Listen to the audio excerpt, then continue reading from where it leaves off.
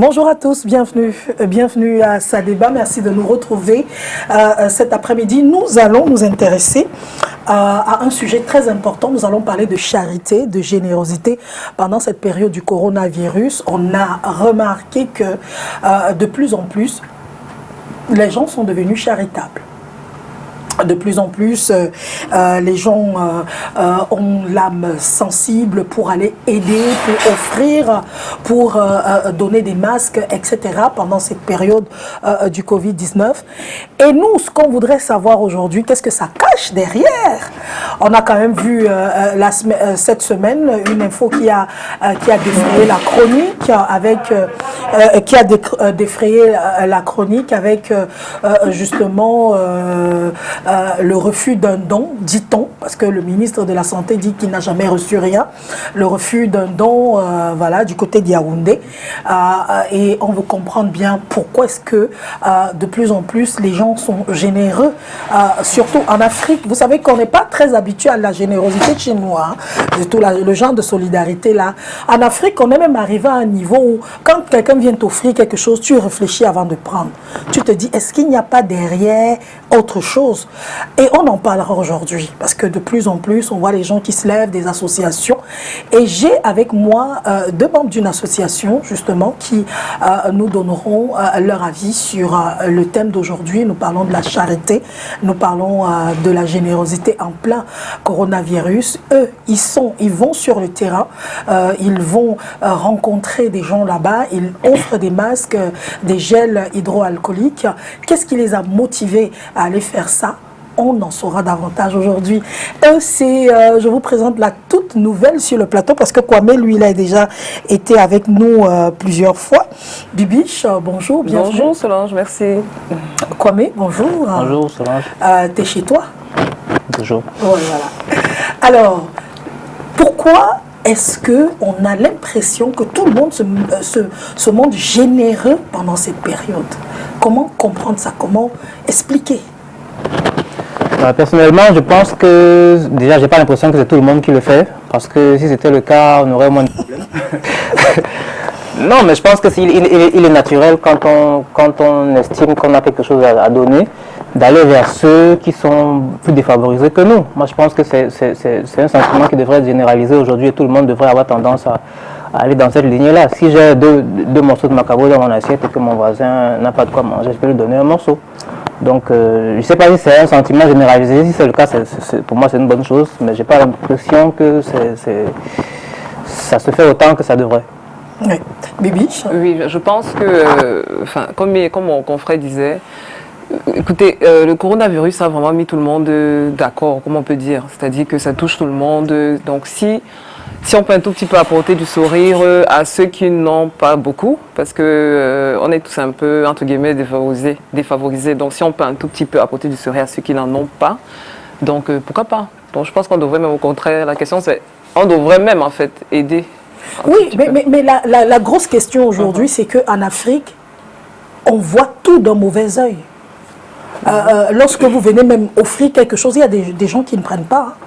Oui, je pense que ça peut s'expliquer, parce qu'il y a aussi beaucoup de gens qui passent par une soi-disant générosité pour pour matérialiser des fins un peu malhonnêtes. Ça s'est vu. Donc, et maintenant, on est dans une espèce de psychose où on parle beaucoup de vaccins, par exemple, des gens qui vont venir s'introduire chez les gens.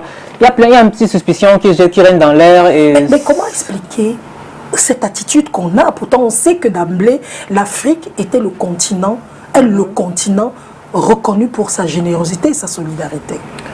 Et, les choses ont changé aujourd'hui. Beaucoup de choses ont changé. Donc, je pense que quand on veut même faire du bien, il faut s'arrêter à faire juste ce qui est bien. Parce que si tu regardes derrière ce qu'on va dire, tu vas rien faire en fait. Donc, beaucoup de gens ont changé, la télé, la politique, je ne veux pas m'aventurer là-dessus. Donc après, quand quelqu'un voit une association ou bien quoi que ce soit aider, tout de suite on se dit il y a quelque chose derrière, voilà, et tout, parce qu'en fait il y a des précédents. Donc il y a des choses qui prouvent que quand on vient aider, c'est pas forcément toujours le bon oeil. Mais bon, heureusement, tout le monde n'est pas pareil. Donc. Voilà. Kwame, présentez-nous un peu votre association.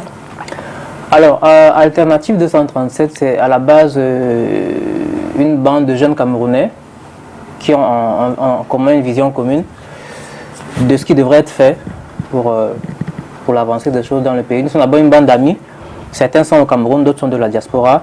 Et face à la situation que traverse le pays actuellement, nous avons pensé qu'il fallait donner un coup de pouce futile, symbolique, pour que le marasme économique actuel qui dévaste beaucoup de foyers, beaucoup de familles, puisse être combattu d'une façon, même si c'est la plus légère possible. Donc nous avons décidé de mettre sur pied des dons, déjà de produits de première nécessité à des familles. On était sur Yaoundé le 1er avril et on a fait des paniers de courses, si tu veux, des produits, en se disant que voilà, vu que les gens ne peuvent pas sortir tout le temps travailler avec la situation actuelle, même si on sait que le confinement, c'est pas vraiment ça chez nous. Mais il y a quand même des familles qui sont impactées par le fait qu'elles ne peuvent pas aller comme il se devrait chercher leur bout de pain. Donc on s'est dit, ok, pourquoi ne pas se cotiser déjà entre nous. On n'est pas subventionné. C'est chacun qui met la main dans la poche pour essayer de réunir. Mais avant le coronavirus, est-ce que l'association existait ou bien elle est née? En fait, l'association est née en mars. Donc c'est vrai qu'il y avait des choses qui nous poussaient à nous dire, ok, pourquoi on ne ferait pas telle chose, mais c'est quand cette situation est arrivée qu'on s'est dit vraiment, là maintenant, il est temps qu'on matérialise ces idées qu'on a en tête depuis, quoi. Oui. Pourquoi est-ce que vous avez accepté d'adhérer, Bibi? Qu'est-ce qui vous a motivé?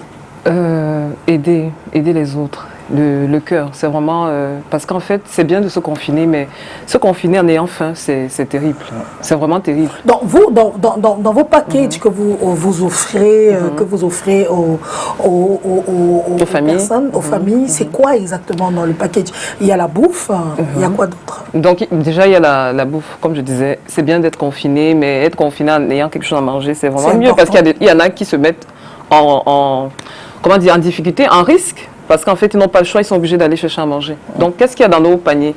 Donc, les produits de première nécessité, la nourriture. Donc, l'huile, le riz, le savon, le haricot, le sucre, voilà. Mais à part ça, on a aussi les masques. Oui, parce qu'il faut se nourrir, mais il faut continuer à se protéger. Les masques, le savon. Le savon, déjà, on a cité. Et puis, on fait beaucoup de sensibilisation. Donc, voilà un tout petit peu. Oui, et vous avez accepté d'être là pourquoi? Est-ce que c'est vous le président, c'est vous qui avez créé Non, nous avons une cellule de communication qui est chargée de vulgariser nos actions au quotidien à travers des actions comme celle-ci. Et voilà, tu sais, c'est tout ce qui est associatif, tout ce qui est caritatif généralement, c'est quelque chose qui me touche assez. Donc voilà, il était naturel pour moi de faire partie de cette aventure. Oui. Ces derniers jours, je voudrais bien qu'on revienne là-dessus. On est obligé malheureusement de revenir là-dessus. Il y a eu des dons qui ont été offerts par un membre de l'opposition du Cameroun à l'État du Cameroun. Soi-disant, le don a été refusé parce qu'il faudrait qu'on en parle puisque on parle toujours de dons. Beaucoup de gens se sont offusqués en disant mais pourquoi est-ce que l'État du Cameroun peut refuser des dons alors qu'on a besoin des tests, on a besoin de ci, on a besoin des masques. Et d'autres ont renchéri en disant que mais il aurait pu aller dans les hôpitaux offrir ça là-bas, ou bien se placer au Carrefour de Kochi, il offra à tout le monde, ou bien au Carrefour, je ne sais pas trop, à Yaoundé, je dis quelque chose, je dis rien, ou il va à Bafoussam, ou il va à Garoua. Pourquoi forcément l'État qu'est-ce que vous pensez de cela? Écoutez, je pense qu'on on parle pas trop de politique dans cette émission-là, mais on est en train de parler du don. On parle pour moi, la politique, c'est quoi? La politique, c'est la vie de la société. C'est la vie de la société, donc, oui. Même tout ce qu'on fait depuis là, c'est de la politique aussi, il faut bien voir. Donc moi, je pense que c'est une situation qu'on peut regarder de deux côtés. Effectivement, il y a peut-être d'autres moyens de faire de la part de ce monsieur, d'autant plus que ceux qui vont à l'encontre de ce qu'il dit affirme que c'est quelqu'un c'est un fin juriste, donc il connaît les rouages de l'administration, de comment ça se passe. Donc peut-être qu'il aurait pu effectivement faire ça d'une autre façon. Ouais, mais après, moi aussi, je me pose la question, est-ce que nous sommes vraiment aussi en situation de crise sanitaire? Parce que si nous sommes dans une crise sanitaire où on se dit qu'on veut sauver des vies tout le temps, est-ce qu'on va se dire, ok, non, lui, il a apporté ça, il n'a pas le droit d'apporter ça, alors que les gens en ont besoin? Est-ce qu'il n'y a pas plutôt nécessité de sauver d'abord les vies? Est-ce que le plus important, c'est la procédure? Est-ce que Samuel Eto'o, qui est en train de faire une campagne depuis dans le Cameroun, est-ce qu'il est allé par l'État du Cameroun pour le faire? Il a commencé son truc seul et nous tous on a vu. Je dis, était-il obligé forcément d'aller vers le gouvernement, l'État? Je pense qu'il avait certainement sa stratégie. Hein, après, Il a eu sa stratégie, ces choses-là, c'est tellement sensible. Oui, C'est tellement sensible. oui, parce que c'est incroyable, parce que sous d'autres cieux, depuis que le Covid a commencé, on ne sait même plus qui est opposant, qui n'est pas. Hein. Exactement. Moi, en France, j'ai vu là-bas, il y avait des élections municipales qui étaient, on a eu le premier tour le dimanche avant la fermeture, avant le mardi, et puis on devait avoir le deuxième tour le dimanche qui suivait. On a tout arrêté, on ne voit plus de campagne, on ne voit plus rien du tout. Même aux États-Unis, tu te souviens, il y avait la campagne présidentielle du côté des States avec le parti républicain et démocrate. Aujourd'hui, on a l'impression que ça n'existe plus. Tout le monde est focus vers un truc. Mais le Cameroun, curiosité planétaire, est le seul pays où la politique a sa place pendant cette période-ci. C'est grave quand même. Pourtant, on devrait même profiter justement de cette, comment dire mal point bien, de cette crise pour harmoniser, pour s'unir, pour s'harmoniser. Mais bon, je pense qu'il faut continuer à travailler de toute façon. Peut-être que si c'était présenté en tant que personne lambda, peut-être, je ne sais pas, parce que quand il est venu avec moi, j'imagine, oui, peut-être c'est pour ça, je ne sais pas. Mais ça renforce juste la thèse selon laquelle il faut avoir des priorités. Si que le don soit fait par X ou Y, moi je vois le malade qui est couché et qui a besoin d'un... Mais pourquoi ne pas aller une fois dans les hôpitaux et donner là-bas? Qui va interdire? Vous faites des choses, est-ce qu'on vous interdit de le faire? Oui, mais non, je vous pose la question. Est-ce que on vous a déjà interdit nulle part d'aller faire? Moi j'ai une fondation, je vais faire des dons tout le temps, je ne demande pas l'avis de quelqu'un, je vais faire mes choses. Il y a une volonté aussi d'être de proximité, d'être proche de la personne à qui on fait le don. Enfin, pour être sûr. Oui, après, je ne sais pas si par exemple notre action avait été sous le couvert d'un parti politique, c'est pas si nous aurions la même tranquillité de faire. Donc, comme Samuel Eto'o, lui, par exemple, qui fait des dons. Oui, et je pense que si j'ai bonne mémoire, lors des dernières élections présidentielles, Samuel Eto'o se déclarait en faveur d'un certain candidat. Est-ce que c'est pour ça qu'il l'appelle? Je ne sais pas. Mais je dis que c'est dommage qu'on en soit là, parce qu'on est dans une situation où c'est pas ces choses-là qui devraient... Moi, j'ai vu l'association des gars de Konsamba de Paris qui ont envoyé l'argent des dons et ça se fait du côté de Konsamba tranquillement. Oui, pour le moment, nous aussi, on agit tranquillement. Bon, on espère que ça sera comme ça tout le temps. Parce que après, c'est vrai que on est quand même dans un pays où les débats politiques, généralement, ça craint, quoi. Parce que, voilà, on veut faire les choses telles qu'elles sont, on veut aider à sauver des vies, on veut être au taquet pour aider le prochain. Bon, en faisant fi de l'appartenance à telle ou telle chapelle, pour moi, c'est le plus important. C'est ce qu'on devait vivre normalement. Qu'est-ce que vous pensez du coronavirus? Quand c'est arrivé, quelles étaient vos premières impressions quand cette maladie, on a commencé à en parler tous les jours? Au début du coronavirus, vraiment, comme maintenant, hein, malheureusement, tout le monde ne prend pas ça de la même façon. Tout le monde ne prend pas ça de la même façon. Bon, c'est vrai que c'est vraiment une psychose quand c'est arrivé. D'abord, on se demande qu'est-ce que c'est, est-ce que c'est même réel, est-ce que c'est même réel? Il y en a encore qui pensent que ça n'existe pas, un peu comme le sida. Oui, donc il y a beaucoup qui pensent que est-ce que ça existe, est-ce que la psychose. Après, quand on commence à voir les nouvelles des autres pays, on voit les morts, on voit à quel point c'est terrible. Les gens prennent un tout petit peu conscience au fur et à mesure, au fur et à mesure, au fur et à mesure. Après, il a fallu qu'on mette vraiment le confinement, entre guillemets. Oui, parce qu'il faut mettre des guillemets. C'est vrai ce que tu dis, mais après, c'est vrai que oui, les morts, on voit ça ailleurs, mais on en voit de plus en plus chez nous. C'est sérieux. On voit de plus en plus de cas ici, on voit de plus en plus de personnes qui décèdent, de plus en plus de personnes proches. Donc je pense que quoi qu'on dise, la réalité est quand même présente. Il va bien falloir y faire face. Et je pense que... Vous, quelle était votre réaction en tant qu'Africain d'abord? À quoi? Sincèrement, lorsque on parle du corona, quelle est votre impression? Bon, a priori, j'ai eu très peur pour l'Afrique parce que on sait bien que les conditions sanitaires ne sont pas les mêmes ici que là-bas.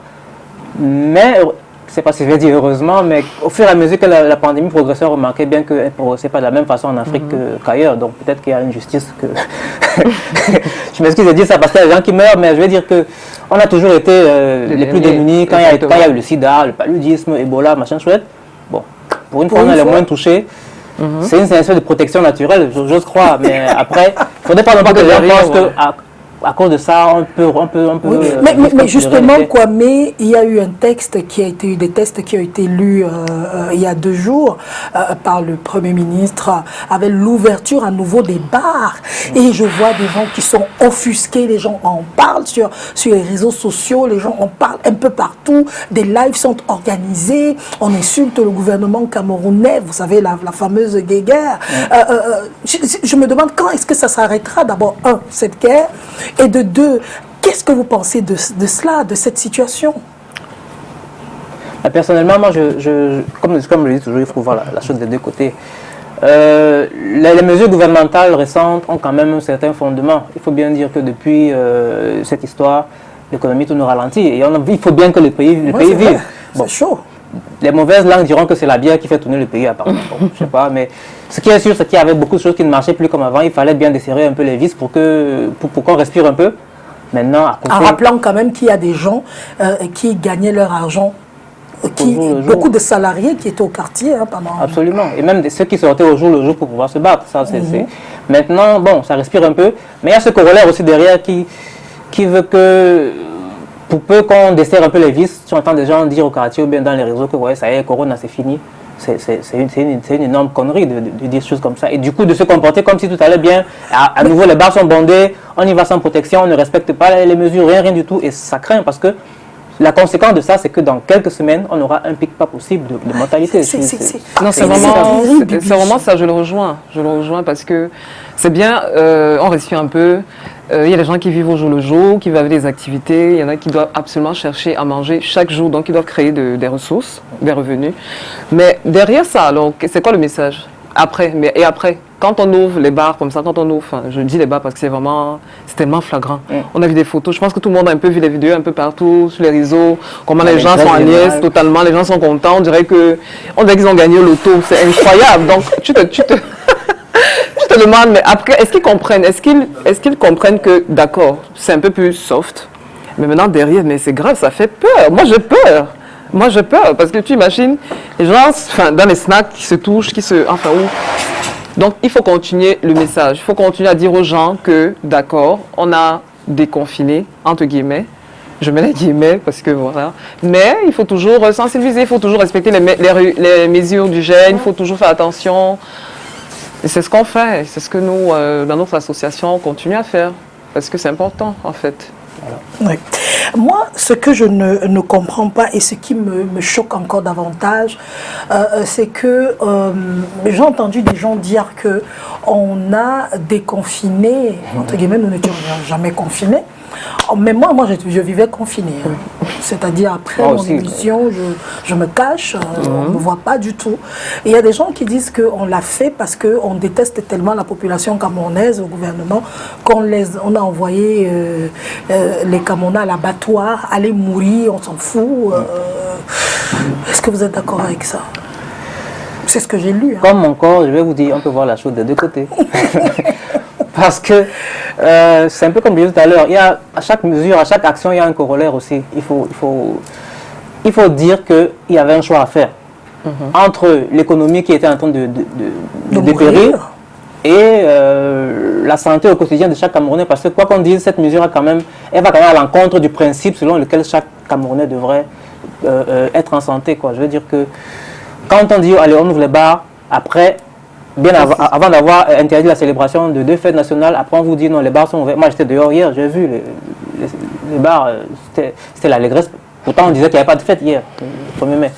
Donc il y a quand même... Non, on n'a pas eu de fête ici, en tout cas, on n'a pas eu de rassemblement. Mais tes collègues on n'a pas fait de déjeuner comme on a l'habitude de faire.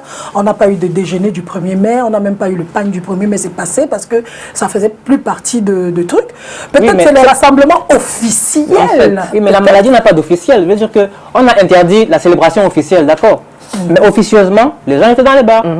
Les employés des entreprises. Je ne sais pas si tes collègues, je ne sais pas, mais je dis que moi j'étais quelque part hier, j'ai vu des gens qui étaient dehors. En tenue de travail. Non, pas en tenue, mais c'est pas la tenue qui importe. C'est le fait que les gens soient dehors et qu'il y ait un danger qui soit lié à ça. Sans problème. Mais est-ce que actuellement on ne veut pas dire aux gens, comme on a dit dans d'autres pays, moi j'ai suivi le Premier ministre finlandais, j'ai suivi le Premier ministre suédois, là-bas chez eux, ils ont appelé à la responsabilité personnelle et les gens ont suivi cela à la lettre, hein, les gens suivent. Ici aussi on a appelé la responsabilité, les textes disent bien que les mesures doivent continuer d'être suivies, mais est-ce que c'est le cas?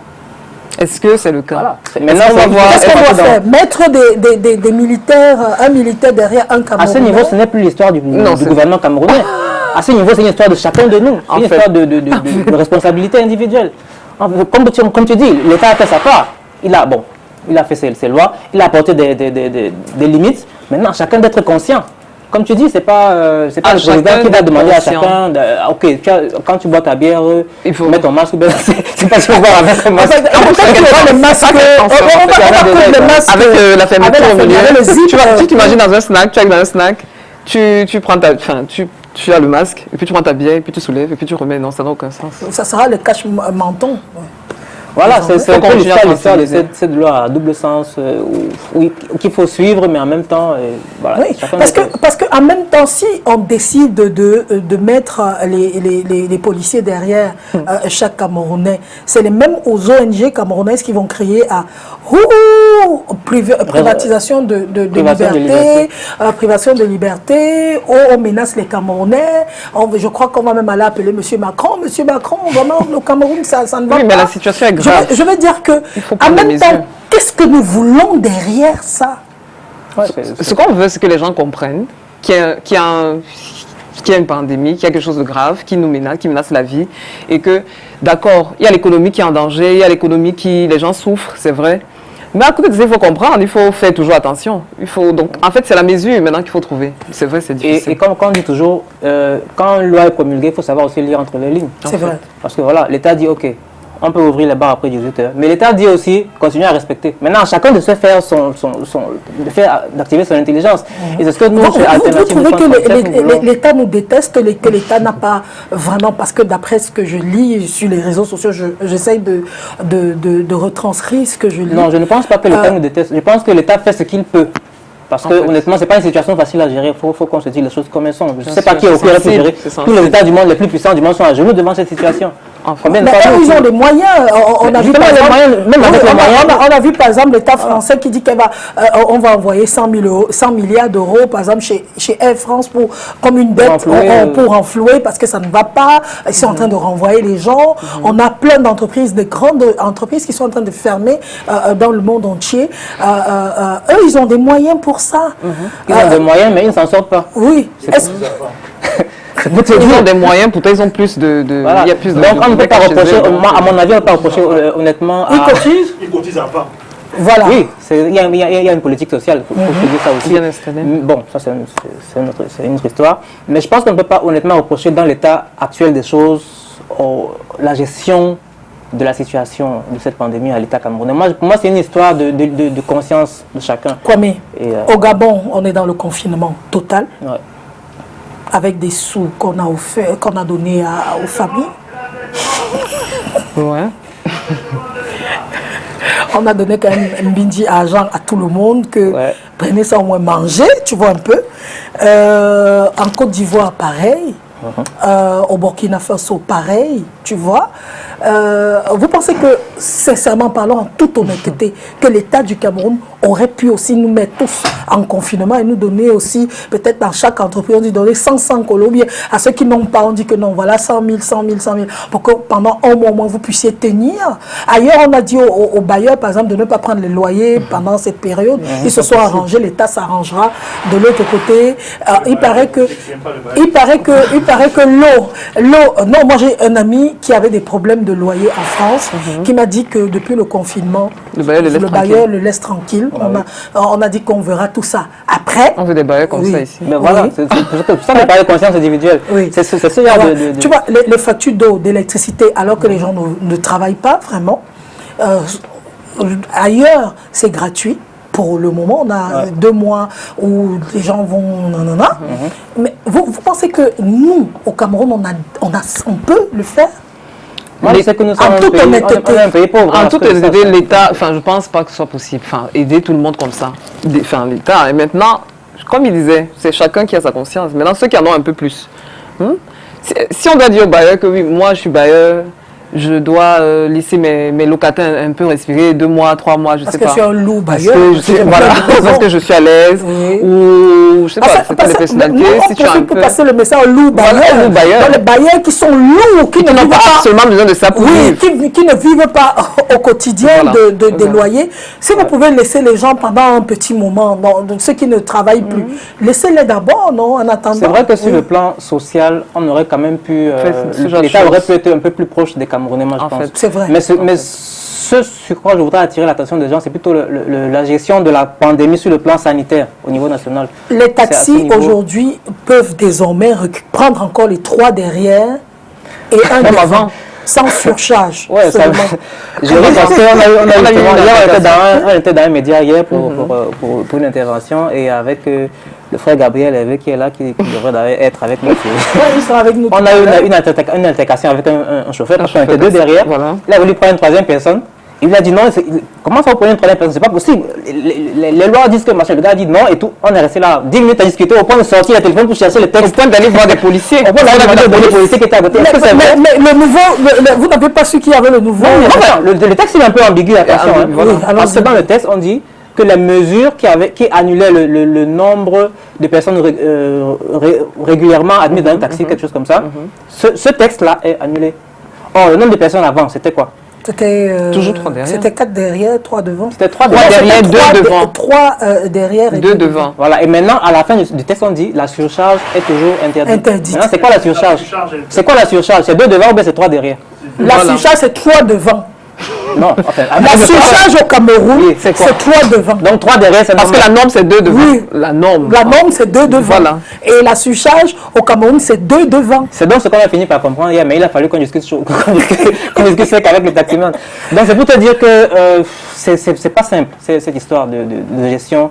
Et vraiment, nous, Mais Ouais. on a fait des propositions. Des propositions qui étaient, peut-être peut-on diminuer le prix à la pompe de l'essence, ou alors laissons l'essence, peut-être parce que ce n'est pas possible, mais diminuons quand même les taxes. Les trucs que les taximens payent, redescendons un peu plus bas. Si on payait peut-être 30 000, on paye 10 000, des choses comme ça. Et pour qu'on reste toujours dans la même logique de 2 et tout. Ouais. Donc rien, mais apparemment il y a un texte, dans le texte, il y a une loi qui dit qu'ils seront exemptés des 2e trimestre. Oui, je crois qu'il y a une prise en charge des exonérations d'impôts, un truc comme ça. Pour dire vrai, je ne suis pas approfondi là-dessus. Mais on comprend que finalement, le social n'a pas été... On est malheureux finalement. C'est vrai que quand tu regardes à côté ce qui se passe au Gabon, tu te dis, mais... Il y a un problème quand même. Après, pour toute proportion gardée, la population du Gabon et celle du Cameroun, c'est pas pareil. Il y a un gap. Non, il faut dire les choses comme elles sont. Mais quand même, on aurait apprécié La population que... de la France, c'est 5 fois la population du Cameroun en passant. Oui, mais le Cameroun nourrit la France. L'Afrique noire nourrit la France depuis des décennies aussi. Il faut voir les choses comme elles sont. La France, comme disait quelqu'un tout à l'heure, ils ont une politique sociale quand même assez évoluée par rapport à la nôtre. Donc tout ce qu'on voit aujourd'hui, c'est les cotisations en fait depuis des années. C'est ce que je voulais dire. Il y a déjà un problème de fond dans notre pays. Donc c'est un peu logique que les choses fonctionnent comme elles fonctionnent actuellement. Moi, je vous pose... Parce qu'on est en train de comprendre tout. On va revenir à la générosité, à la charité. On est en train de marcher. Oui. Marchons. On s'est rendu compte quand même d'une chose au Cameroun, c'est que en passant le côté social, comme on disait, ne fonctionne pas. C'est-à-dire chacun se débrouille. Parce qu'on a cultivé là je me débrouille au Cameroun. C'est même devenu un métier. Qu'est-ce que tu fais dans la vie? Je suis débrouillard. Donc les autres pays à côté, qui ne nous atteignent même pas, il y a quand même là-bas une envie de faire plaisir, une envie d'aider. Lorsqu'on a arrêté tous ces gens qui sont en Kondengi aujourd'hui, chaque fois qu'on arrêtait un ministre, on entendait les milliards qui étaient détournés et on se disait, tiens, donc il y a assez d'argent comme ça dans le pays. Alors, si on a arrêté quelqu'un qui a détourné 100 milliards, quand on a arrêté quelqu'un qui a détourné je ne sais pas trop combien de milliards, et puis qu'on a arrêté un autre ministre dernièrement, le dernier en date, on a trouvé chez lui tellement d'argent, l'euro, le dollar, les coupures de 500, de 500, de 500 euros, tout ça. Ça veut dire qu'il y a quand même l'argent. Pourquoi est-ce que cet argent-là ne peut pas aider? Je dis, pour aller seulement, on dit, recensons par exemple les orphelins du pays et les veuves et aidons-les, par exemple. Justement, c'est personnel alors, c'est personnel. Comme tu dis, pourquoi est-ce que cet argent ne peut pas servir à aider? C'est personnel. Après, si toi tu as de l'argent, ça commence à coûter.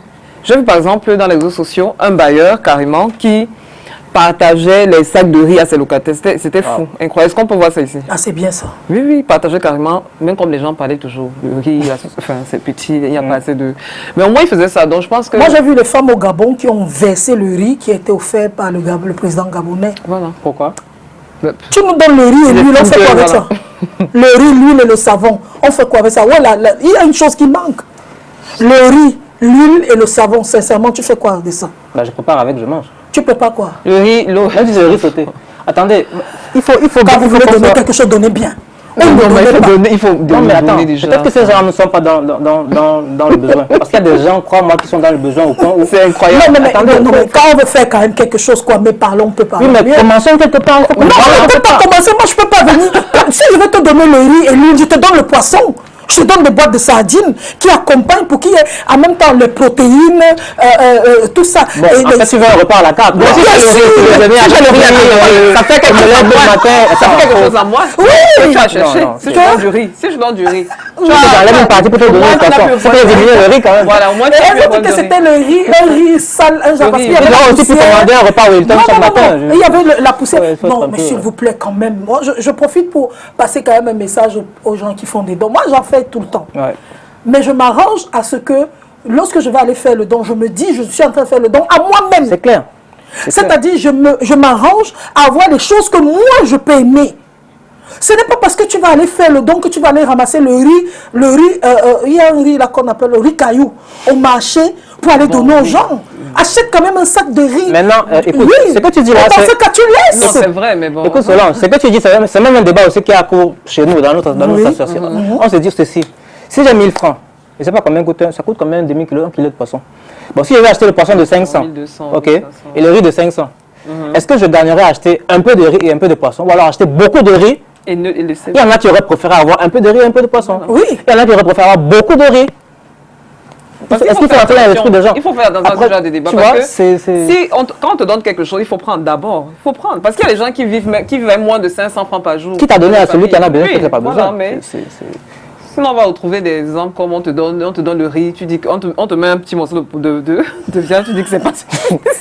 Voilà, Tu dis que c'est pas suffisant ou tu dis que tu voulais un gros morceau de viande. Pourquoi? Est-ce que tu avais d'abord ça, en fait? C'est pour ça que tout à l'heure, pour revenir à ce que tu disais à propos de la gestion des ressources par l'État, moi je pense que effectivement il y a de l'argent en dehors. On a arrêté des gens, il y a des milliards chez eux et tout. Mais par tradition dans ces pays, on a toujours gardé une certaine opacité sur ce genre de détails. Par exemple, le président a mis à la disposition, je ne sais pas si c'est de l'État ou c'est des Camerounais, parce qu'il faut faire la nuance, 1 milliard de francs à titre de lutte pour machin.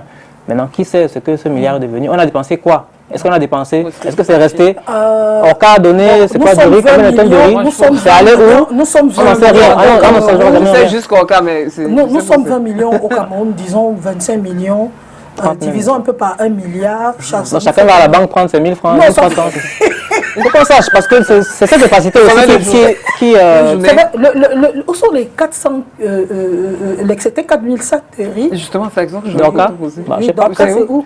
Peut-être qu'un matin, elle avait une toquée chez toi. Moi, en tout cas, Me donne ma part de riz. j'ai rien reçu. Oui, tu es camerounaise, non? Qui a reçu le riz? Moi- On va ouvrir bientôt la ligne. Hein. Donc, vous savez que l'émission est interactive. Donc, on va ouvrir la ligne. Donc, si vous avez reçu déjà votre riz d'Orca, Dites-nous. vous nous dites, peut-être on peut acheter le maquereau et faire Peut-être qu'il y a un endroit où on va prendre ça. Oui, ou bien je sais un pas. endroit. Non, parce que j'ai déjà les boîtes de sardines, parce que le riz sauté avec un peu de sardines, c'est bon. très bon. Oui. Je dis, j'ai vu des femmes au Gabon, j'ai vu la vidéo, qui ont dit que monsieur le président, ne venez pas vous moquer de nous. Nous sommes pauvres, nous sommes des veuves. Si vous voulez venir nous aider. Non, elles ne sont pas pauvres. Moi, je ne pense pas. Tu ne veux pas cracher sur 1 kilo de riz quand tu es sais. pauvre. Parce qu'il y a des gens qui sont vraiment pauvres ou qui, c'est comme la manne tombée du ciel. Je peux te promettre. Oui, il y a des gens. Le problème, c'est que ce n'est pas parce que je vais faire un don.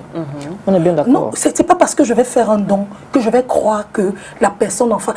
Il faut, comme la Bible dit, fais toujours quelque chose comme si c'était à toi-même. C'est ça, aimer son prochain. Mais ça, c'est vouloir rentrer dans le cerveau de la personne qui t'aide. Non, mais non, je La dis, personne qui t'aide, tu me donnes 1 kilo de riz, je dis d'abord merci. Voilà, en fait. J'avais ça avant, mon frère. J'avais ça. Le riz caillou, avec prends plein de d'abord. poussière ici. Non, ne mange pas ça, Je je ne veux. mange pas ça. Tu me dis, vas-y, te lance ça sur le. Non, mais là, il faut pas donner à la personne qui, parce qu'il y en a qui mangent ça, il y en a qui cherchent ça, qui ne trouvent pas. Oui. Va donner à ces Mais personnes. moi, je dis une chose, le don doit être quand même propre. Oui, c'est sûr. Oui, après, c'est Mais dans les extrêmes aussi. Oui. Qui donne... On n'a pas dit que vous donniez du riz parfumé, on n'a pas dit ça. faut Mais changer. il y a du riz propre, le riz brisure qu'on vend au marché là. C'est un bon riz propre, tu vois. Et que combien? 125. On peut en donner à combien de personnes? On peut en donner à combien de Même si on personnes? donne le riz des brisures ou le riz parfumé, Il y aura toujours des gens pour critiquer. C'est C'est comme ça le problème. Il y aura toujours des comme gens. ça. Donnez le basmati aux gens, ils vont te dire, ouais, pourquoi ils vont choisir c'est comme- Oncle Ben, c'est bien, je sais pas, à côté. Pourquoi j'ai pas mâchoire? Non, Ça va bien avec. non, mais moi je vais vous dire en vérité. Dis merci C'est au moins. qu'on s'est rendu compte quand même d'une chose. C'est que quand les gens vont faire des dons, moi j'ai remarqué, lorsque les gens vont faire des dons, je me souviens le jour où je suis allée acheter mes premiers trucs au marché Mopi. Pour aller faire mes dons.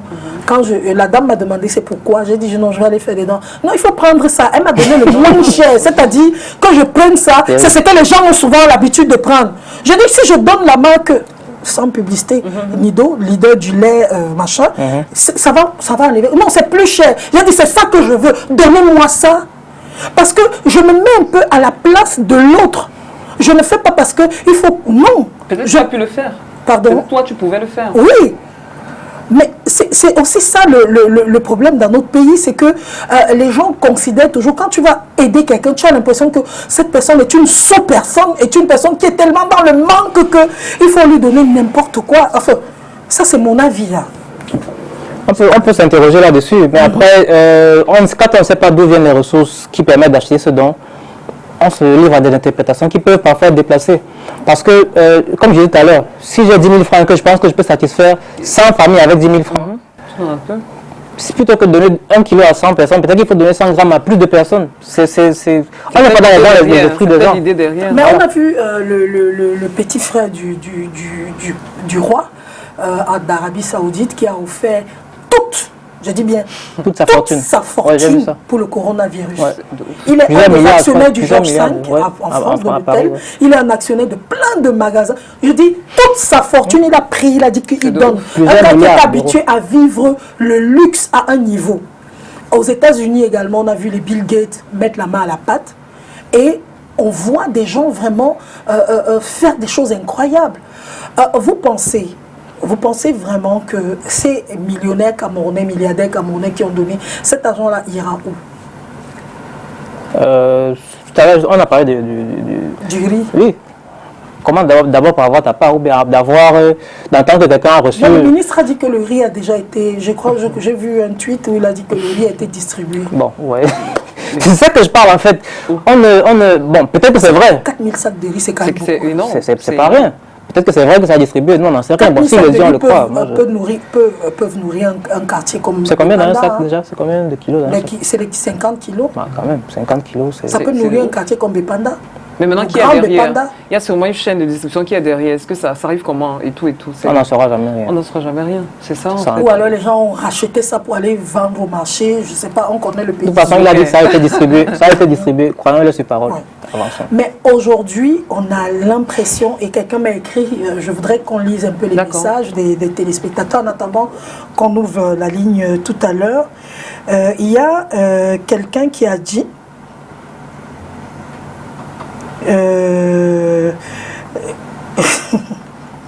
Vraiment, alors qu'on a déconfiné, en gros, preuve d'une victoire du gouvernement camerounais sur le Covid-19, arrêtez avec les dons. Marc Jugal, il s'appelle. D'accord. On doit arrêter avec les dons? Bah, je sais pas, parce que je sais pas si le fait d'être déconfiné change directement la situation des Camerounais. Les dons, c'est parce qu'on sait que le Covid a fait mal à l'économie et qu'il y a derrière des gens qui en souffrent. Maintenant, est-ce qu'aujourd'hui, déconfiné, c'est quoi déconfiné? Est-ce qu'on a déconfiné? Mais bon, je comprends dans le contexte, mais est-ce qu'aujourd'hui, au jour d'aujourd'hui, on peut dire qu'il y a une différence socialement entre Hier et aujourd'hui, en fait, rien du tout. voilà. Moi, tant que les frontières ne sont pas ouvertes, je suis dans le coronavirus. Rachel, Ouais, c'est pas bête. Rachel Nongo et beaucoup de secteurs profiteront de cette pandémie pour faire des dons. Mais ils oublient que Dieu sonde les cœurs, comme Jésus lui-même l'a dit.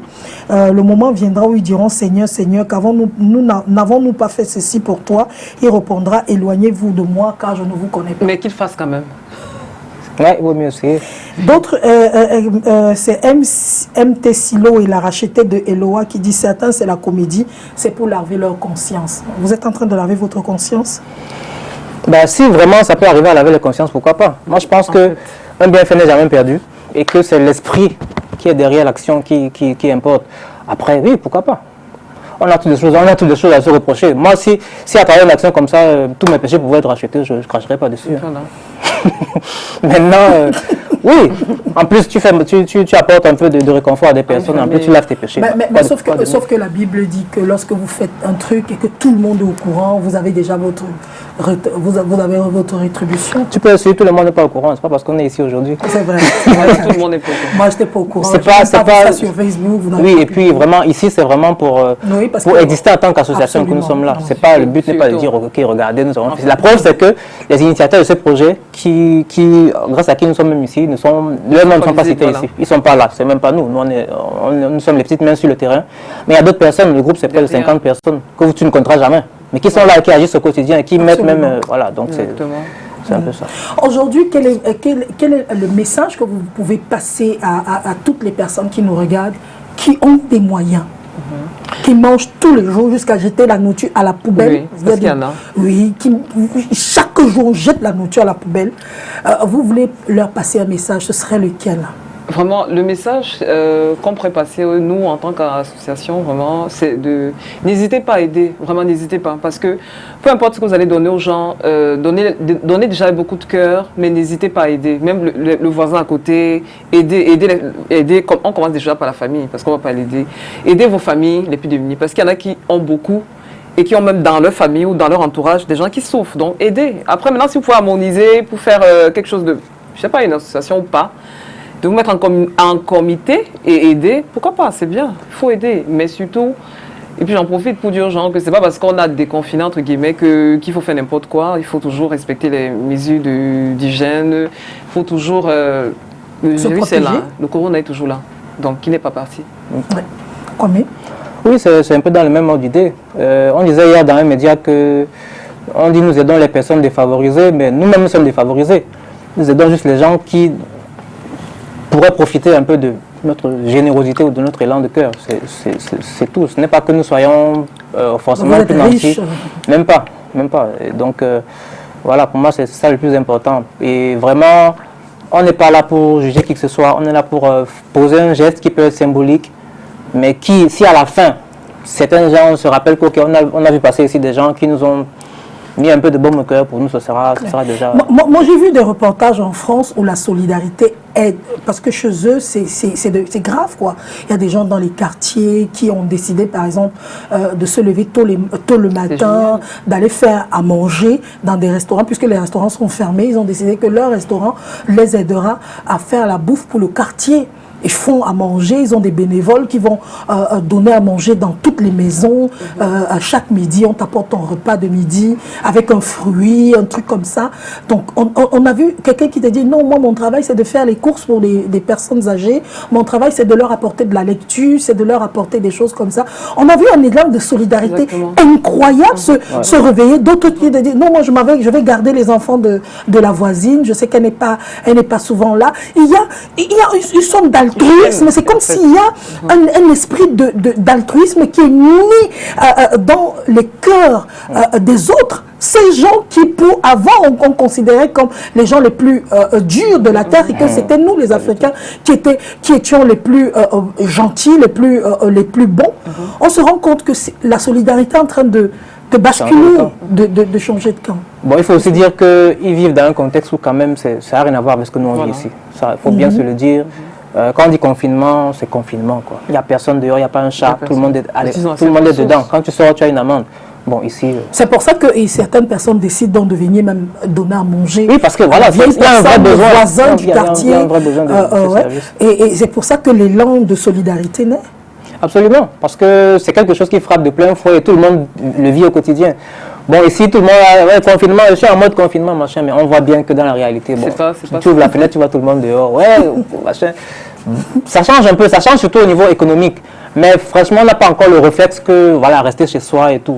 On reste chez soi, mais on va quand même... En parlant de charité et de générosité, qu'est-ce que vous pensez des prix qui ont vraiment grimpé dans les marchés du jour au lendemain à cause du coronavirus?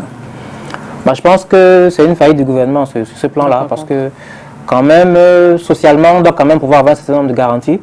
Dans une situation comme celle-ci, on devrait pouvoir réguler les prix, on devrait pouvoir...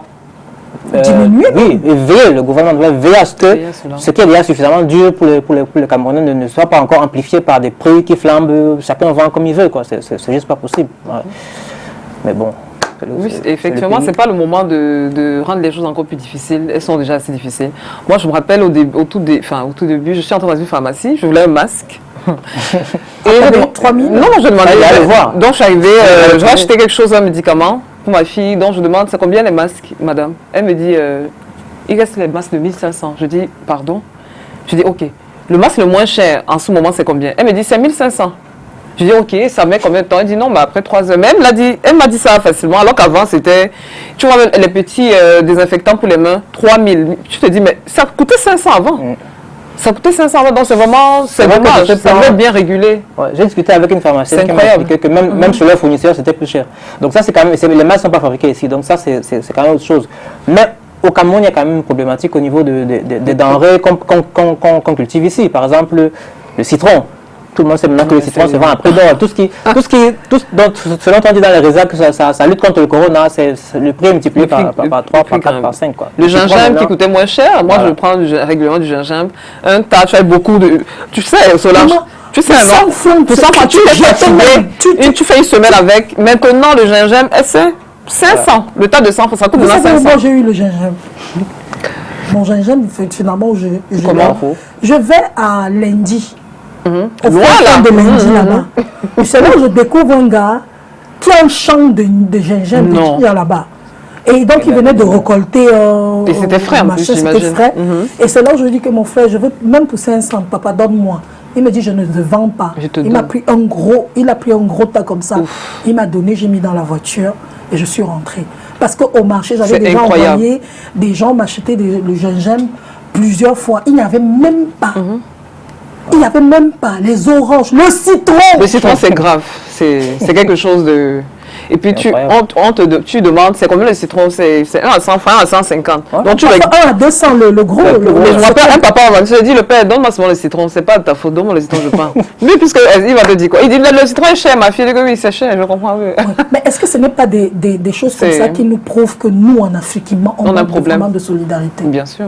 Enfin...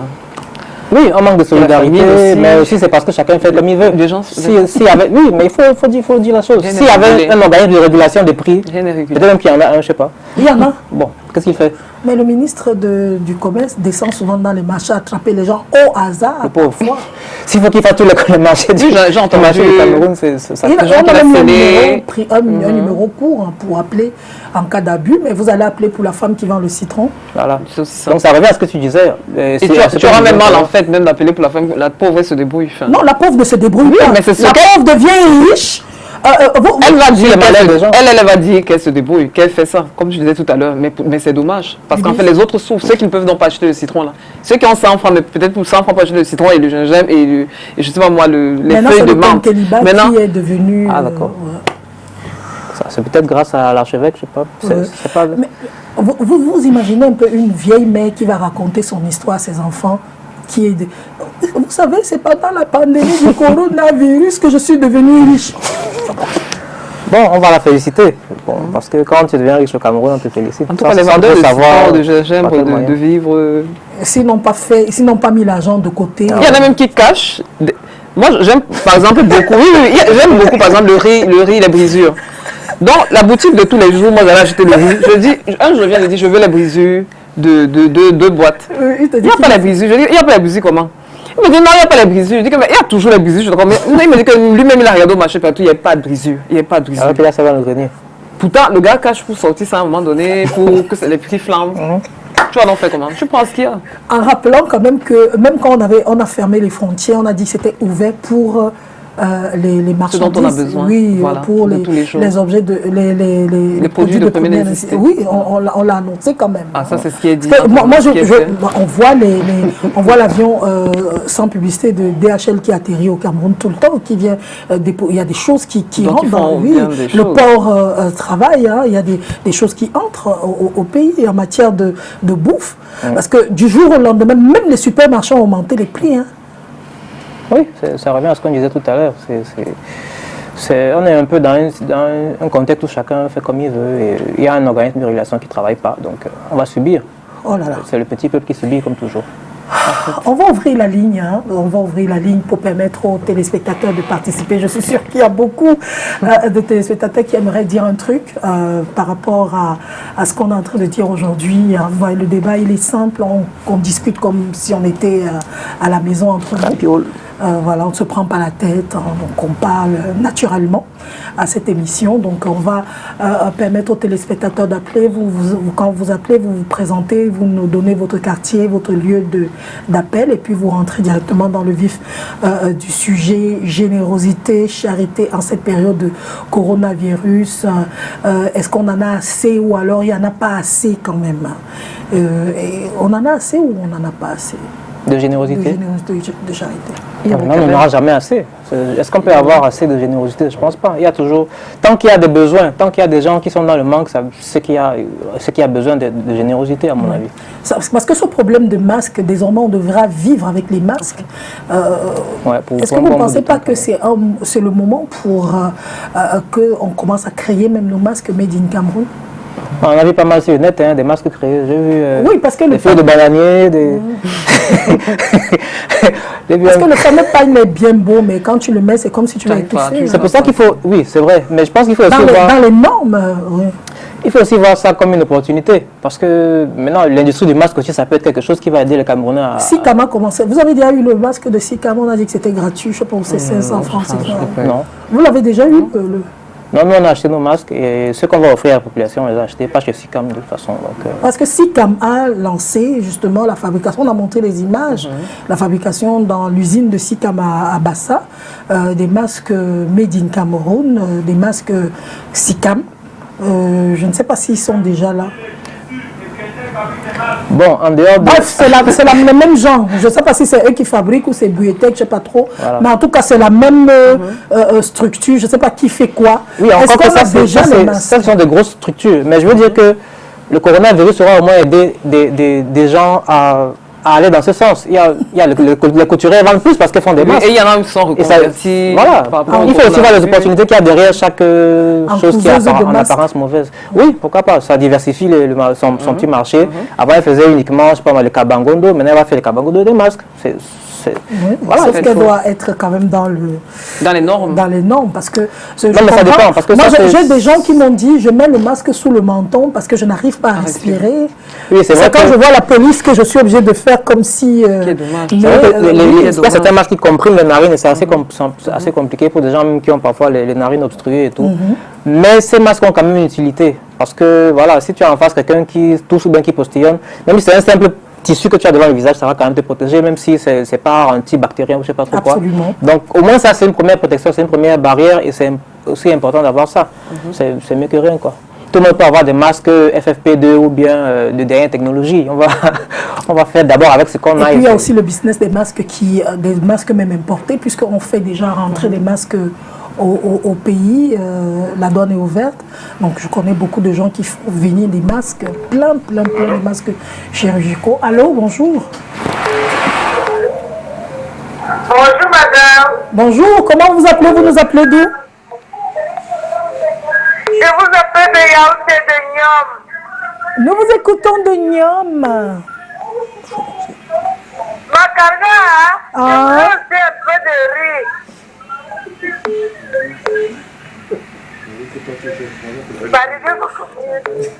Amos. Oh. My rice. de organes, je ne sais pas où on partage ça, c'est dur sur moi.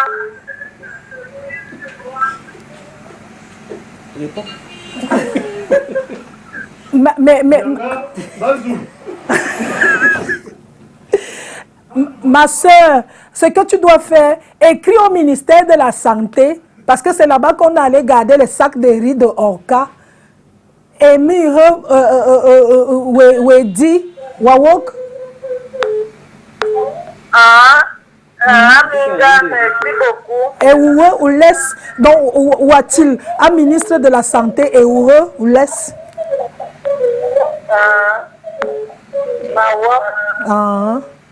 Bon, bonne suite de programme, les enfants. Merci beaucoup, maman. Merci. Oh, elle est à Yaoundé, malheureusement. C'est l'état Douala.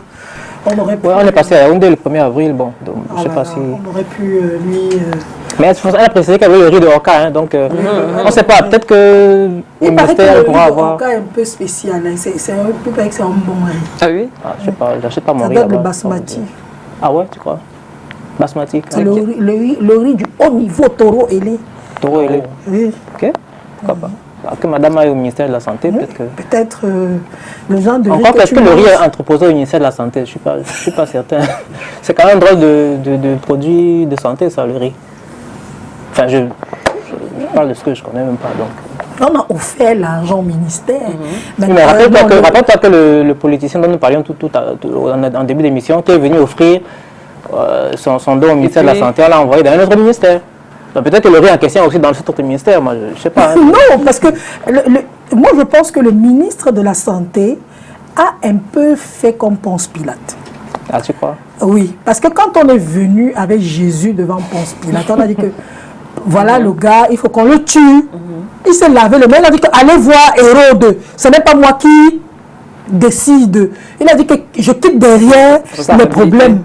Je quitte, parce que c'est Hérode qui est le boss.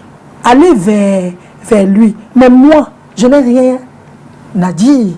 Peut-être que, comme le ministre de la Santé est le ministre de la Santé, il dit non, allez au ministère de l'administration territoriale, parce que c'est là-bas que le communiqué avait été pondu, genre, ce truc n'existe pas. Bonjour. Bonjour Solange. Oui, bienvenue. Comment vous appelez? Vous nous appelez tout, je suppose. Je suis Gervais de Grâce d'Écart. J'appelle depuis Douala, 3e, Ndopassi, 14e, je veux dire. J'ai été invité à regarder votre émission par mon collègue artiste qui est sur le plateau Nemrod, à qui je tire d'ailleurs un grand coup de chapeau. Vraiment, je l'encourage beaucoup parce que c'est quelqu'un qui a toujours la main sur le cœur. Oui. Et je passe plutôt par ici pour dire vraiment bravo à cette association dans laquelle il participe aussi.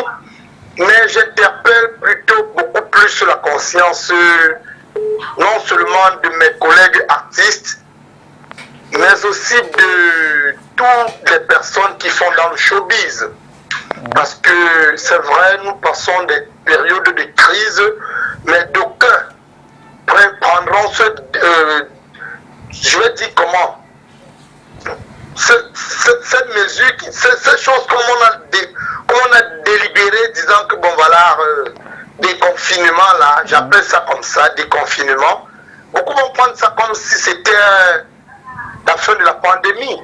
Or que non, vraiment il faut une certaine conscience. Je vous assure, j'ai comme l'impression que ça va plutôt de mal en pire. Honnêtement, à regarder les cas qui sévissent de nos jours, c'est terrible. J'ai fait un tour à la cathédrale, je voulais prier, je pensais être parmi ceux qui viennent en sous-marin prier au moins devant la grotte. C'était terrible, je vous assure. Il y a un monde fou parce qu'ils accourent en disant qu'ils viennent, parce que comme l'évêque est en train de guérir, mais l'évêque en ce moment tout seul ne pouvant plus. Vraiment que les œuvres de charité soient vraiment finies et que les Camerounais prennent confiance. Curieusement, j'ai vu les bars étaient bondés de monde hier. Les snaps étaient bondés. Toutes les rues, comme c'était le 31 décembre ou le 1er janvier, on fêtait quoi, je ne sais. La pandémie n'est pas finie. La pandémie n'est pas finie, vraiment. Ça va de plus, je dis, ça va de mal en pire. Il faut une certaine confiance. Je me demande comment est-ce que le gouvernement a bien pu se passer de l'école. On n'ouvre pas les écoles, mais on ouvre les bars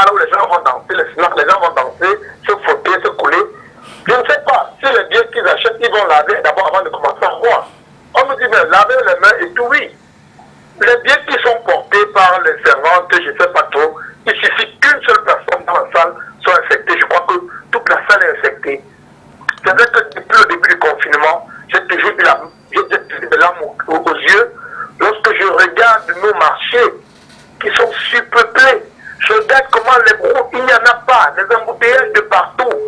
À Dokoti, par exemple, tu ne peux même pas circuler à une certaine heure. Maman. Tu te demandes, mais où va le monde? Où va-t-on? Et on dit des Je vous assure, ça fait mal. Ça fait terriblement mal. Il faudrait vraiment, c'est vrai, le Seigneur va nous aider, mais il faudrait que nous-mêmes, nous restons chez nous au maximum. Nous ne sortons qu'en cas de besoin. C'est pas que le gouvernement, lui, ils se sont souciés. Il a dit, comme vous avez dit en table de cette émission, parce que je suis depuis, on se soucie aussi des personnes, des propriétaires de snack-bars, des lieux de loisirs, et autres, qui ont aussi des personnels qui vont bien, qui ont besoin aussi du pain quotidien. Mais le gouvernement devrait honnêtement, ne serait-ce nous dire, bon, vous voyez, les factures d'électricité, les factures d'eau, comment on ne les paye pas pendant ce temps de confinement. Et puis que les gens prennent conscience que le malheur, c'est un ennemi invisible. Le coronavirus, ce n'est pas à peu près. On sait que c'est Ce n'est pas à peu près. Les gens sont. J'ai vu des gens mourir.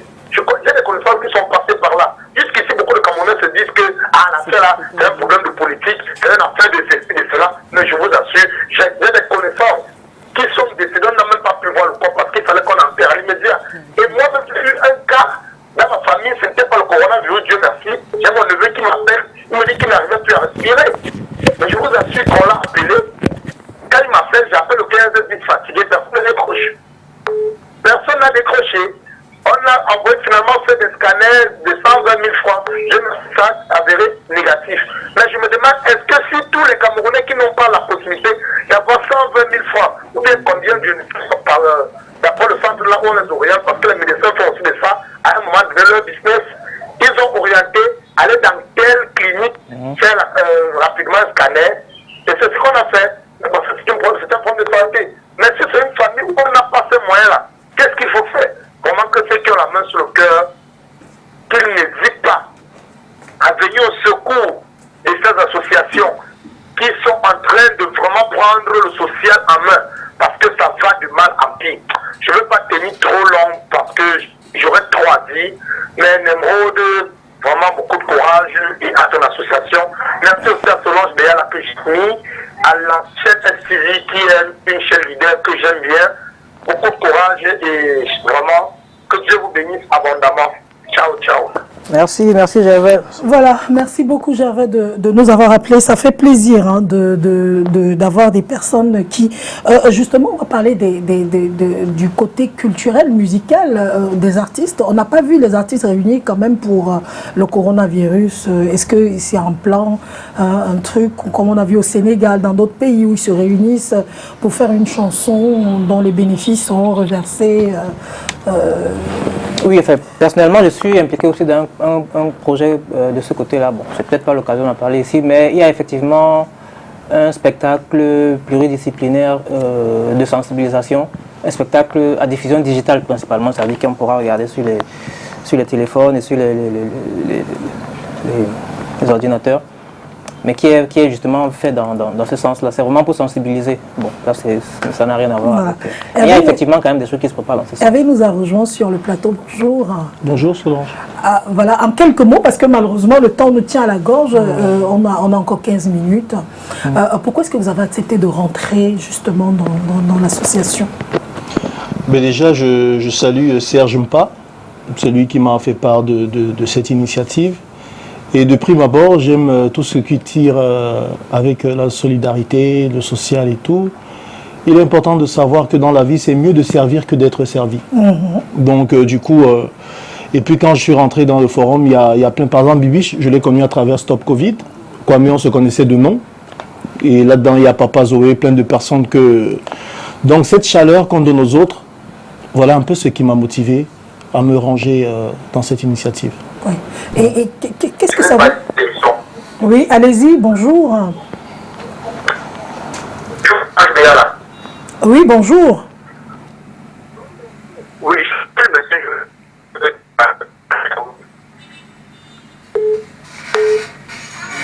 Allô, vous avez un problème avec votre téléphone? Oui. Oui. Vous aviez la parole? Et tu étais disante quelque chose Oui. Oh là. Oui, bonjour. Bonjour. Bonjour Solange. Oui, bonjour. Oui, je vais parler vous avez parlé de la générosité pendant le coronavirus. Je pense que c'est il faut. Nous avons des milliardaires, des millionnaires qui n'ont rien fait pendant ce Covid-19 Solange. C'est grave. Le budget du Cameroun, c'est 4 milliards.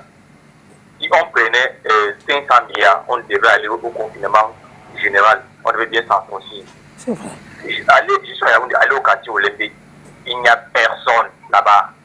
Aller au stade militaire, il n'y a personne là-bas. C'est comme si certaines personnes se sont enrichies derrière cette affaire. Vous allez voir. Et il y a une autre chose, Solange Béala. Le professeur Maurice Kamto a offert des dons. Je ne suis pas militant de son parti. Nous faisons face à une crise sanitaire. Pourquoi le ministre de la Santé a refusé les dons du professeur Kamto? On ne le renvoie que chez le ministre de la territoriale.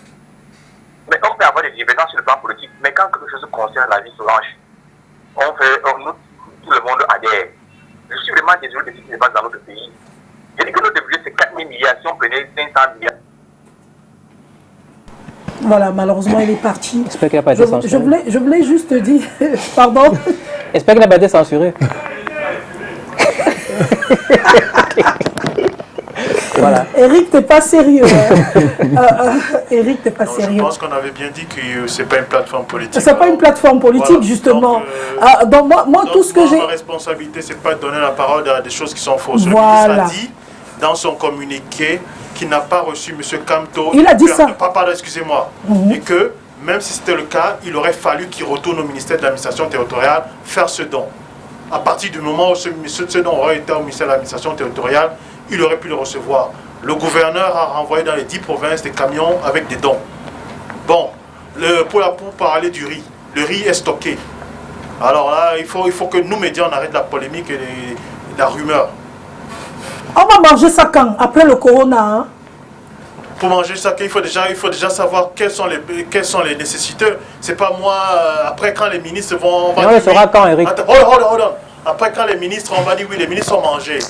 Voilà, ça c'est les suspicions. Oui, mais ces suspicions sont entretenues, je suis désolé. Je suis d'accord. Maintenant voilà. Que toi tu es une association... Mais Eric, j'ai vu le tweet du ministre de la Santé qui a dit que le riz a été distribué. Hein. Il a dit. Il n'a pas dit ça. C'est un tweet. C'est pas le ministère de la Santé qui distribue le riz, ça ne tombe pas au ministère de la Santé. Si, on avait donné au ministère de la Santé, Eric. Ok. Je dis ceci, Nembo dit qu'il a une association, pas vrai? Il peut aller demander à ces gens où sont stockés les sacs de riz et commencer. C'est pas notre rôle, je suis désolé. On est là pour une action. Moi, je réponds aux questions qu'on me pose. Après, vous êtes la société civile, c'est ça? Non.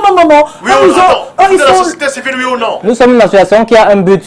Notre but n'est pas d'aller savoir ce que Oka a fait son riz.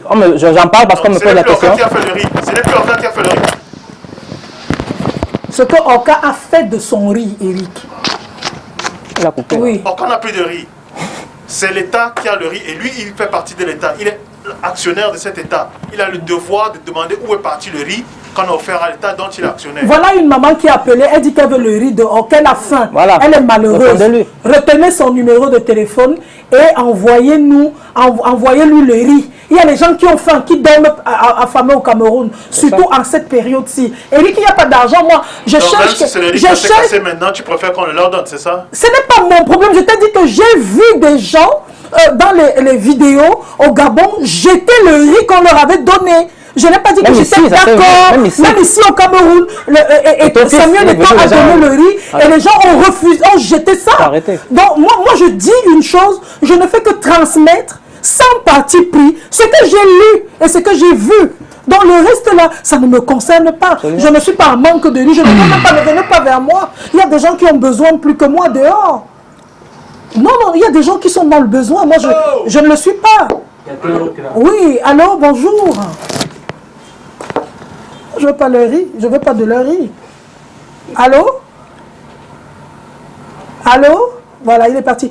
Hervé, pourquoi est-ce que vous avez accepté d'être là? Vous nous avez dit vous aimez bien ça et tout. Et donc, aujourd'hui, c'est quoi la suite de vos actions? La suite, c'est-à-dire notre programme, parce qu'on a un déroulé depuis le 1er avril. Ben là, du 4 au 7, nous avons ciblé des quartiers qu'on appellerait des quartiers défavorisés de la ville. Il y a quelqu'un en ligne? Oui, quelqu'un en ligne. Okay. Allô, bonjour. Bonjour. Oui, bonjour monsieur, bienvenue. Je peux intervenir au sujet de la qualité des actes de charité pendant le corona là. Oui, allez-y, nous vous écoutons monsieur.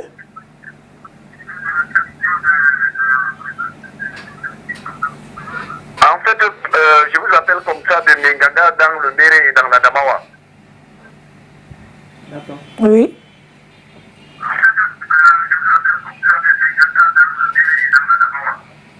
Au moment des pandémies de ce genre, tous les actes de charité sont bien attendus, mais tout cela c'est juste un problème de l'ordre. Je crois que dans ce monde-ci, là où l'acte de charité est plus attendu, c'est à l'église. Mais à l'église, on sait que il y a les moments précis et les qualités des personnes qui sont désignées pour prendre les offrandes. Donc moi, je ne suis pas d'accord avec le fait que vous ayez traité le ministre de la Santé publique comme Ponce Pilate. Non, c'est question juste de l'ordre. C'est question d'ordre de l'organisation. Le Cameroun, c'est un pays bien organisé. Il est juste question de l'organisation.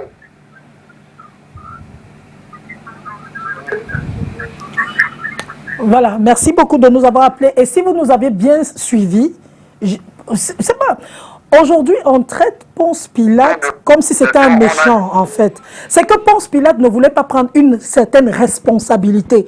Et exactement, quand on voit le geste de Ponce Pilate dans la Bible, on comprend que le ministre de la Santé, s'il savait que effectivement, il aurait refusé le don du professeur Camto, aurait agi exactement comme lui, c'est-à-dire je ne suis pas responsable, je lave les mains, va vers Hérode, va vers le ministre de l'administration territoriale. Ce n'est pas non plus mauvais. C'est comme si quelqu'un venait me voir pour un problème avec, je sais pas trop. Il y a un problème qui est posé, il faut qu'il soit réglé. D'abord. C'est ce que ce geste veut dire. Va régler ton problème. Va d'abord régler. C'est pour ça que j'ai dit que comme Ponce Pilate, exactement.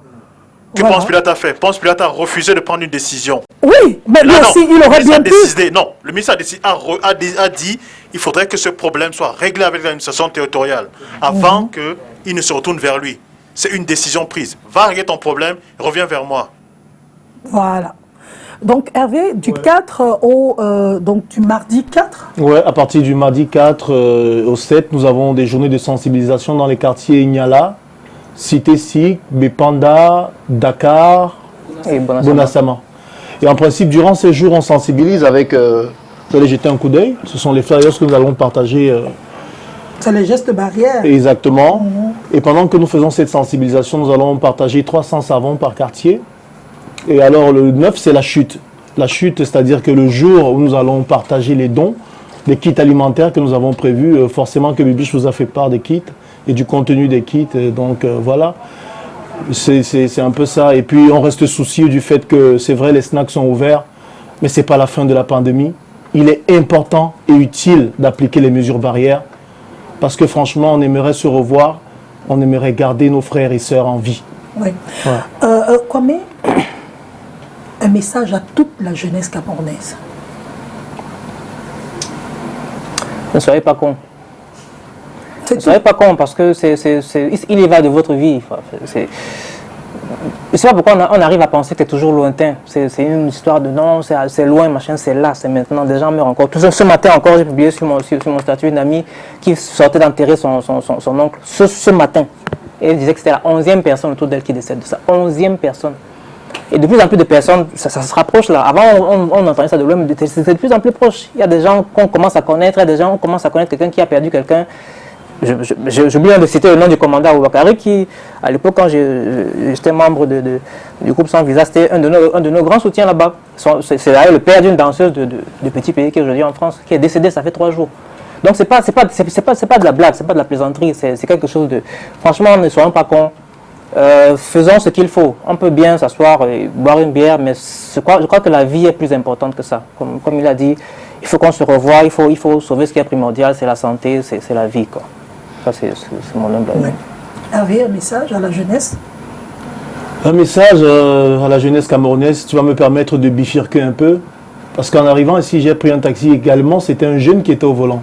Nous avons eu une discussion parce que je rentre dans le taxi, j'ai mon masque, il n'a pas de masque lui. Je lui dis, mais gars, comment t'as pas le masque? Il me dit, grand frère, est-ce que la maladie là existe? Toi, tu vois pas que c'est le business grand. Les gens meurent, tu as vu que nous meurons ici et tout et tout. Je lui dis que franchement, tu es un jeune comme moi, tout ce que je peux te dire, frère, et c'est le même message que je vais adresser à toute la jeunesse camerounaise. Il est important de se réveiller de ce sommeil profond dans lequel nous sommes. Arrêtons d'être ignorants.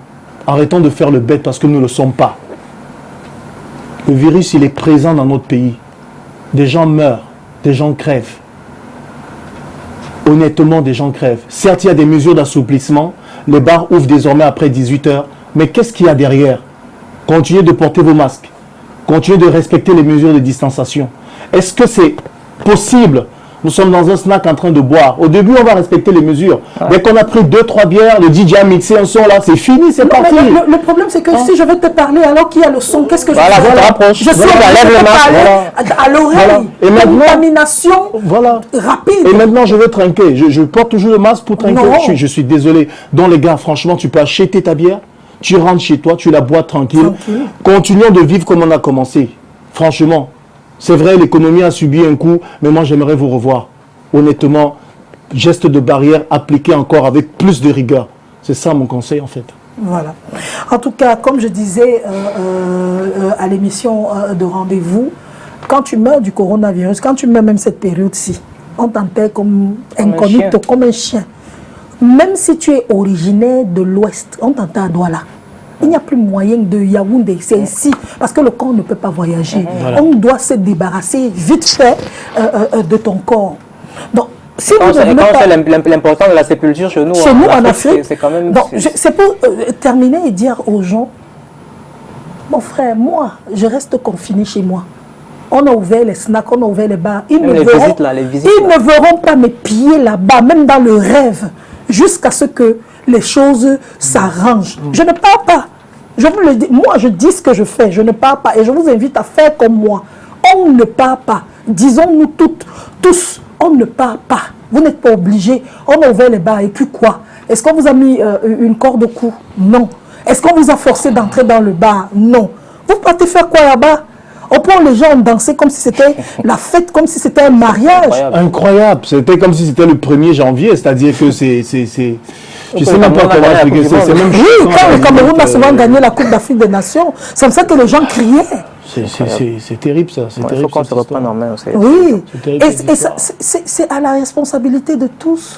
Dans tous les cas, Solange, tu vas bientôt clôturer ton émission. Je te dis merci. Merci de nous avoir permis de nous exprimer sur ton plateau. Nous remercions STV par le biais de ton émission. Alternative 237, nous sommes là, nous sommes près de nos frères, j'espère. Parce que le but pour nous, c'est pas trop les kits alimentaires, mais c'est surtout la sensibilisation. Il est important qu'ils sachent que nous ne sommes pas trop riches. Déjà, notre association n'est pas subventionnée, elle n'est pas financée, c'est nos propres fonds. Mais on s'est dit, nous sommes démunis, mais on pense qu'il y a plus démunis que nous. C'est-à-dire que s'il y a pour un, il y a pour deux. Alors les frères, nous on descend dans la rue, c'est vrai, on va mettre les masques et les gants, mais on prend ces risques pour vous dire les gars, s'il vous plaît, respectons les mesures barrières. Et il est important de savoir que Alternative 237, ça n'a rien à voir avec la politique. Nous sommes une association apolitique. Donc, vraiment, restez chez vous si c'est possible. Sortez quand c'est nécessaire. Lavez-vous les mains. Vraiment, portez les masques. Déjà que lors de la remise des dons, on a prévu des masques. Lors des sensibilisations, il y a des savons et tout. Donc, honnêtement, respectons les mesures barrières. Respectons ces mesures. C'est triste de partir si jeune. Et maintenant, quand tu meurs, on t'enterre comme un poulet. Peut-être le poulet, même, c'est mieux. Ouais, c'est vrai, le poulet, on le mange. Voilà, on respecte le poulet. Voilà, on le mange. Voilà, donc vraiment... On mange même jusqu'à jusqu'aux os. Voilà. Voilà, donc il n'y a plus des obsèques dignes par rapport à cette histoire. Oui, c'est un monstre géant. Mais moi, je viens de passer tout à l'heure à la mairie de Douala 1er, là, tout à l'heure. J'ai vu les mariages qui sont célébrés. Et depuis, là, il n'y avait plus de mariage. J'ai vu un mariage aujourd'hui. Il y a plus de 50 personnes. Personne n'avait le masque. Incroyable. Ils étaient alignés là, ils dansaient, ils étaient contents. Ils étaient... Je disais que, mais est-ce que vous êtes même conscient Mais c'est ça le de problème. ce que vous êtes en train de faire? C'est ça le problème. Le coronavirus ne tue pas. On a le Njinja chez nous, on a l'ail, on a le Kenkeliba. D'ailleurs même, c'est pour nous, Dieu avec nous. Dieu risque de sauter l'Afrique. Hein. Je veux dire que parfois Dieu... On ne peut pas te donner une boule de sauvetage. Dieu nous a donné la cerveau. Tu prends la boule de sauvetage, tu la mets de côté parce que Dieu va venir te sauver. Oui, parfois Dieu a bien envie de venir, a un regard compatissant sur un truc. Mais il voit votre comportement, ça l'éloigne. Hein, et il part. Non, il faut qu'on laisse un peu Dieu à côté. Parce Oui. qu'il y a beaucoup de problèmes. Dieu nous a donné ce qu'il faut pour qu'on s'en sorte. Dieu nous a donné le discernement, il nous a donné le cerveau. Si maintenant on n'en fait pas bon usage, qu'est-ce que vous croyez qu'il va faire? Il va encore venir nous... Non, pas du tout. Oui. Je crois que le meilleur moyen d'honorer Dieu, c'est de se servir efficacement de ce qu'il nous a donné, c'est-à-dire nos intelligences. Et on est assez intelligent pour savoir quand même que tel comportement est dangereux et néfaste pour la société. Absolument. Donc, il est temps quand même de se remettre en question. Merci à Eric Gando, c'était c'était la deuxième voix qu'on écoutait à la réalisation. Merci à toi Hervé. Merci. Je rappelle que vous êtes acteur de cinéma désormais. Hein. Ouais. Vous tournez des films, j'ai vu quelques films, mais qu'on ne présente plus, et Bibiche. Pour ceux qui voudraient avoir Bibiche, elle est une très grande make-upeuse. Vous m'écrivez inbox. D'ailleurs, ces photos seront sur la page Facebook de l'émission Ça débat tout à l'heure. Donc, vous m'écrivez inbox, je vous donne son adresse. On se retrouve la semaine prochaine avec le même tempo. Nous ne faisons pas comme les autres. Hein. Nous, c'est Ça débat, on s'amuse, on débat. Et on parle sérieusement des choses vraies de la nation camerounaise, sans prise de tête. Voilà. Portez-vous bien, un bon week-end et que Dieu vous bénisse. Que Dieu vous bénisse vraiment, qu'il prenne soin de vous. Au revoir. Super.